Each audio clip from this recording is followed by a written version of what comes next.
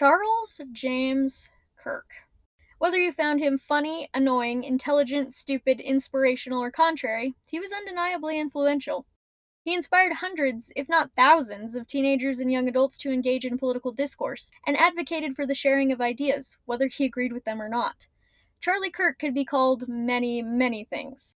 Courageous, obnoxious, balding, looking like a me with all its facial features squished a little too close together to the point that it looks uncanny, but no one could deny he believed in freedom of expression. He wanted people to talk.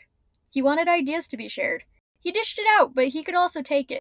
He wanted you and me and everyone to stand up for what they believed was right, and he became a martyr for that cause. Within minutes of him being attacked, millions of netizens posted, liked, and shared content begging the world to pray for him. Once the news broke that he had succumbed to his injuries, millions more came out in celebration of his life and values and denouncing political violence. It seemed like this would be a unifying moment in which the entire nation realized that political tensions had gotten too heated. I mean, we live in a world where accidentally misgendering someone can be classified as violence, but that isn't what happened. Instead, there was even more contention. Some celebrated his unaliving, saying he deserved it or at the very least had it coming, and a larger group asked why so many people, even people who didn't discuss politics or world events, suddenly cared. I specifically remember one friend posting about how it was unfair for us to feel sorry for Charlie's wife and children, but not for the wives and children of illegal immigrants who had been deported. She isn't wrong. It is unfair for this one family to get more sympathy than millions of others, but the situation is entirely different. I thought about my friend's post a lot. As a general rule, I avoid politics in the context of social media because I'd rather use my platform to post pictures of my dogs, husband, and garden than use my DMs as a war zone. But even I said something about Charlie, which was fundamentally bizarre considering I never particularly liked him. I thought his shtick was cheap. College kids are dumb and unprepared for everything, including their class starting in 7 minutes. I mean, let's be honest, these kids probably haven't gone grocery shopping in weeks and ate ramen with a packet of expired ranch seasoning dumped over the top for breakfast that morning. Their brains aren't exactly working at peak capacity. But regardless of Charlie's trollishness, I was unable to forget what happened to him and even more unable to stay silent. It took me a few days due to a medical condition known as brain rot, but after thinking about what my friend posted, I put together why millions of typically silent, apolitical, dog meme sharing netizens were so disturbed by this, but not the mass deportations or other world events. The reason is this: what happened to Charlie is simultaneously simple and personal. Let me explain. Charlie's unaliving is simple because all he ever did was talk.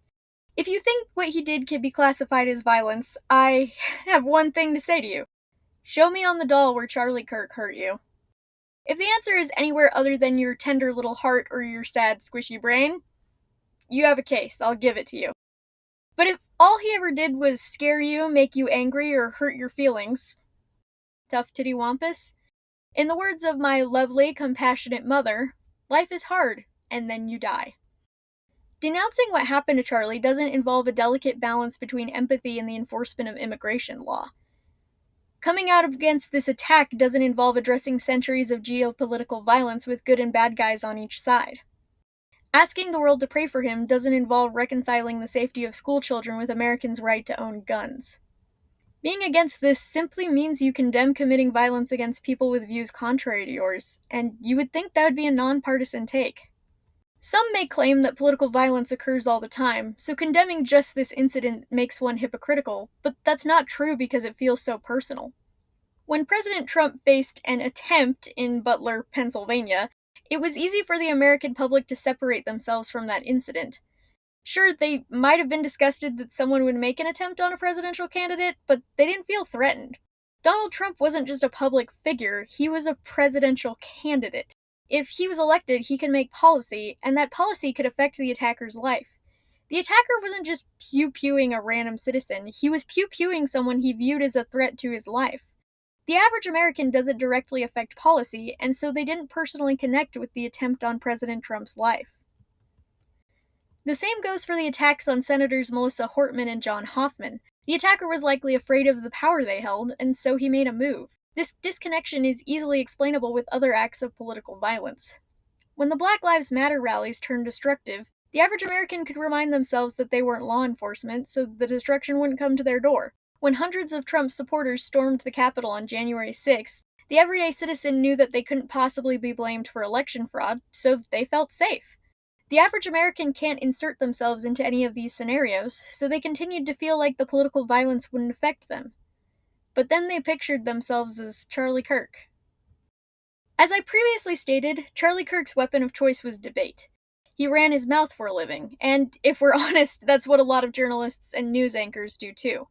You can argue that Charlie was more influential, but he was influential because of his words, not because of his political power. So when he was unalived for simply talking, everyone knew that meant something bad for them in the country. Now, if you share your political opinion, you aren't just opening yourself up to the possibility of being called nasty names, disrupting family gatherings, or ending friendships. You're opening yourself up to the possibility of being physically harmed. Of course, I'm not nearly as influential as Charlie Kirk, and I'd be delusional to think I was. But regardless, when I've worn political t-shirts in public, I've gotten a fair amount of eye rolls and rude comments. I sincerely doubt I'll be pew-pewed, but I could be pushed down, smacked, or have a cup of hot coffee dumped over my head. And in a world where some netizens feel comfortable celebrating the murder of a husband and father whose greatest crime was being a divisive loudmouth, I don't think fearing scrapes or first-degree burns is unreasonable. I had a friend phrase it like this: in 2024, I learned how many people would celebrate someone intentionally unaliving a president. In 2025, I learned how many people would celebrate someone intentionally unaliving me. Although that rhetoric may be a tad dramatic, the sentiment is true. The average American citizen cannot be guilty for bad public policy. The average American cannot be guilty for killing an unarmed black man in Minecraft. The average American cannot be guilty for election fraud, mass deportations, genocide, or war. But they can be guilty of talking, and that's why so many people suddenly care.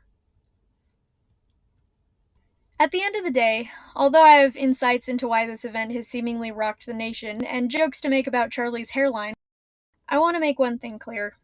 My thoughts and prayers are with his loved ones. My deepest condolences go out to Erica Kirk and her 2 daughters.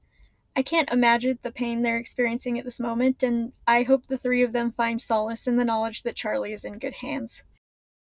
Additionally, I hope for peace for the alleged killer's family. It's easy to forget in times like these, but while tearing Charlie's family apart, he tore apart his own as well. I hope everyone involved turns to and finds peace in Jesus Christ and his atonement. The Savior really is our only hope.